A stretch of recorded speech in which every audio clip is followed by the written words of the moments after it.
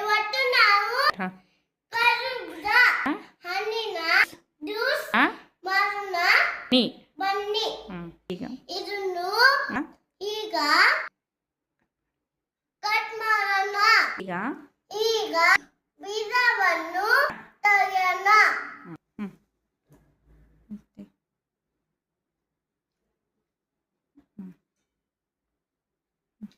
ಹ್ಞೂ ಇದಕ್ಕೆ ಒಂದಿಷ್ಟು ಸಕ್ಕರೆ ಸಕ್ಕರೆ ಹಾಕೋಣ.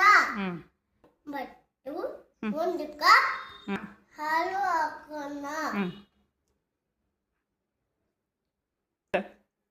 ಹ್ಞೂ ಈಗ ಇದರದ್ದು ಗೋಡಂಬಿ ಅಮ್ಮಿ ಇದರದ್ದು ಬಾದಾಮಿ ಹಾಕೋಣ.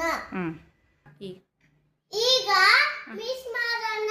ಅರ್ಧ ಲೋಟ ಅರ್ಧ ಲೋಟ ನೀರು ಹಾಕೋಣ.